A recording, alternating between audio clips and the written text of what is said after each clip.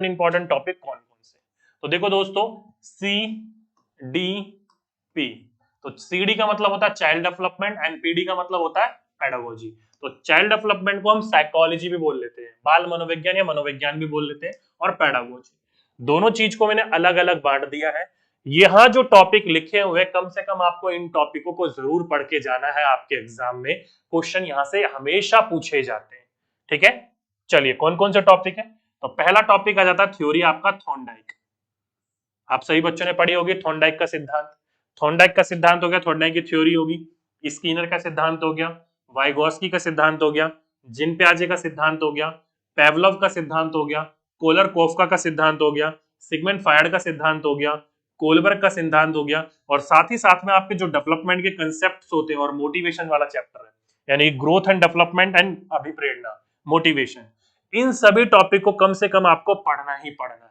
अब कई बच्चे कहेंगे सर ये तो सारे के सारे टॉपिक हो गए, साइकोलॉजी का आधा भी नहीं है ये। ठीक है, ध्यान रखिएगा इस बात को, कम से कम आपको इन टॉपिकों को पढ़ना ही पढ़ना पड़ेगा। अगर आप अपने एग्जाम में ज्यादा से ज्यादा क्वेश्चंस देखना चाहते हो तो साइकोलॉजी के अंतर्गत इन थ्योरी को कम से कम पढ़ना ही पढ़ना पड़ेगा आपको। किसके अंतर्गत? साइकोलॉजी के अंतर्गत। अब कई बच्चे कहेंगे सर इनको ढूंढे कैसे। तो दोस्तों इनकी प्लेलिस्ट मैंने बिल्कुल नीचे डिस्क्रिप्शन में दे रखी है, आराम से जाइए, फ्री ऑफ कॉस्ट है, पढ़ सकते हो, कोई दिक्कत नहीं है। बेसिक टू एडवांस पूरा मैंने पढ़ा रखा है इसको। ठीक है, तो ये सारी की सारी थ्योरी आपको नीचे मिल जाएंगे, डिस्क्रिप्शन में मैंने लिंक दे रखे हैं। ठीक, बात करी जाए पेडागोजी की, तो पेडागोजी पर दोस्तों एनसीएफ 2005 हो गया, टीचिंग लर्निंग मटेरियल जिसे आप टीएलएम कहते हो वो हो गया, डायग्नोस एंड रिमीडियल टीचिंग होती है वो हो गया, इंक्लूसिव एजुकेशन हो गया, आरटीएक 2009 हो गया, CC continuous and comprehensive evaluation हो गया, प्लेवे मेथड हो गया, ब्लूम टेक्सोनोमी हो गया, इंडियन एजुकेशन पॉलिसी एनईपी देखा होगा 2020 से बहुत ज्यादा क्वेश्चन आ गए थे वो आगे, और लैंग्वेज एंड थॉट्स। कम से कम आपको इन टॉपिकों को जरूर कवर करना है पेडागोजी के अंतर्गत। लगभग लगभग 22 टॉपिक्स आते हैं पेडागोजी में, जिसमें से आपको मुश्किल से मुश्किल ये 7 से 8 टॉपिक हैं जिनको कम से कम आपको पढ़ना ही पढ़ना पड़ेगा। सबसे ज्यादा क्वेश्चन आते हैं सीसीई से, इंक्लूसिव एजुकेशन से, एनसीएफ से, टीएलएम से, 2009 से, और इंडियन एजुकेशन पॉलिसी से। सबसे ज्यादा क्वेश्चन आपके एग्जाम में पूछे जाते हैं। तो इन थ्योरी को जरूर आपको कवर करना है एग्जाम से पहले। बैठोगे तो 1-2 दिन में इजीली कवर हो जाएंगे।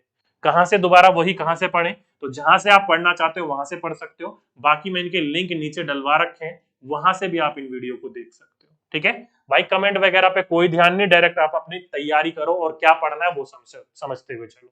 ठीक है, तो यहां से आपको पता चला। अब कई बच्चे कहेंगे सर ये पेपर 1 के लिए या पेपर 2 के लिए, तो भाई ये बोथ दोनों के लिए बोल रहा हूं मैं, दोनों की आपकी पढ़ने के लिए सीडीपी में कम से कम इन टॉपिकों को जरूर कवर कर लीजिएगा। अब कई बच्चे सोचेंगे सर 30 में से 30 नंबर आ जाएंगे इसमें, तो भाई ये आपके किस्मत के ऊपर बात करता है, वेरी करती है। अगर आपके जिसने क्वेश्चन बनाया अगर इन्हीं टॉपिक को उसने सेलेक्ट करके क्वेश्चन बनाए होंगे तो 30 में से 30 भी आ जाएंगे 101%।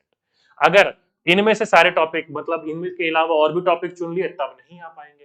मेन टॉपिक मैं आपको बता रहा हूं कि कम से कम आपको इन टॉपिकों को जरूर पढ़ना चाहिए, ये सारे के सारे क्या है, इंपॉर्टेंट है। ठीक है, तो ये था दोस्तों अपना सीडीपी। सीडीपी में हम क्या क्या पढ़े क्या क्या ना पढ़े। ठीक, अब आ जाते हैं दोस्तों ईवीएस पर। बहुत ज्यादा क्वेश्चन आपके पूछे जाते हैं यहाँ से, और काफी बच्चे परेशान भी होते हैं किन किन को चीज को कवर करें। तो देखा जाए तो दोस्तों एनसीईआरटी क्लास तीसरी चौथी, एनसीईआरटी क्लास तीसरी, क्लास चौथी, क्लास पांचवी, क्लास छठी और सातवीं, ज्योग्राफी और साइंस, आपको अभी एनसीईआरटी कवर करने के लिए इतना भरपूर टाइम नहीं है कि उसको कवर कर सको।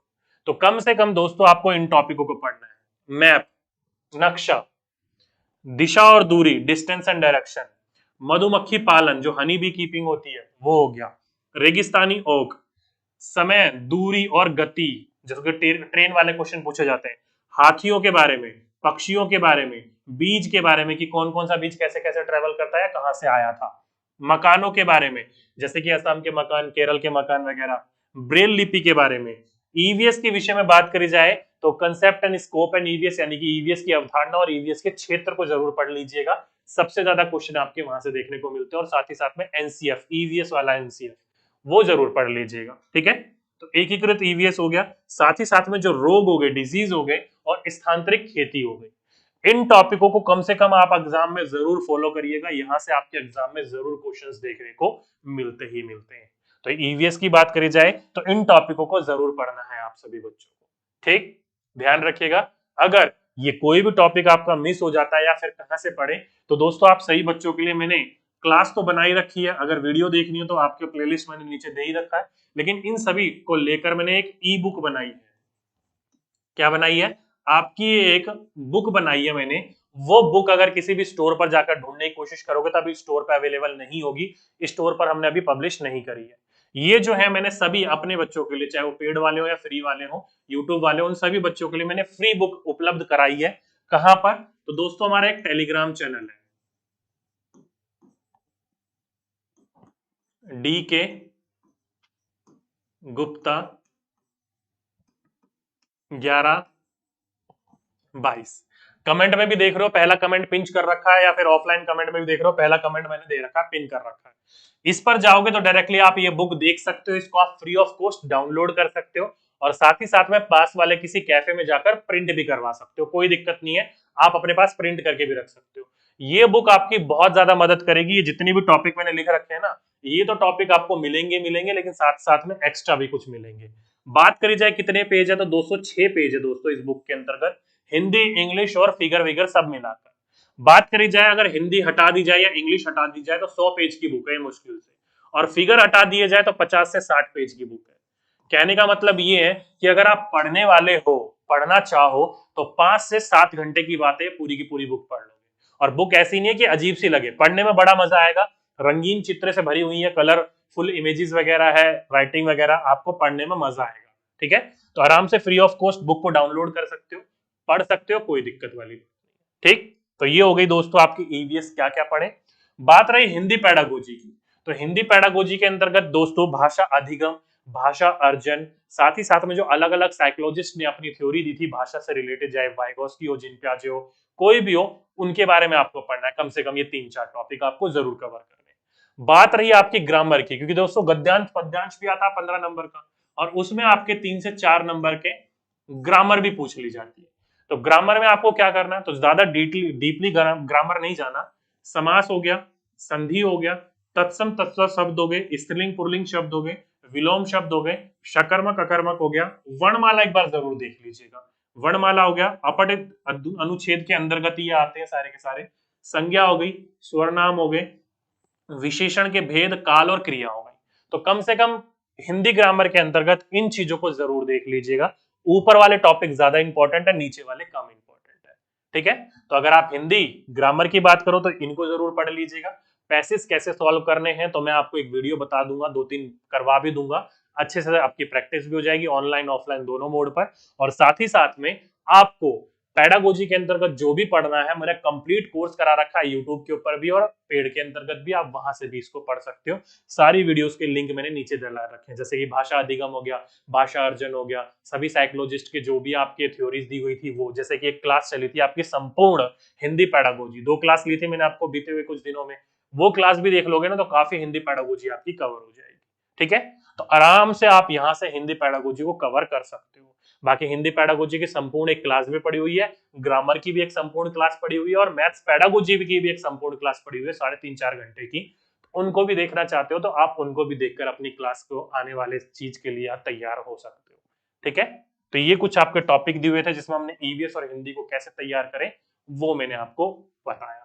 ठीक है, तो अगर आप इनको आराम से तैयार करते हो, इजीली सारी चीजें यहाँ पर अवेलेबल हो जाएंगी। इसके अलावा और क्या क्या चीज हमारे यूट्यूब चैनल के ऊपर अवेलेबल है, तो दोस्तों मैंने प्लेलिस्ट बना रखी है। अगर कोई प्लेलिस्ट नहीं भी मिलती ना तो सर्च करने का बिल्कुल सिंपल तरीका है।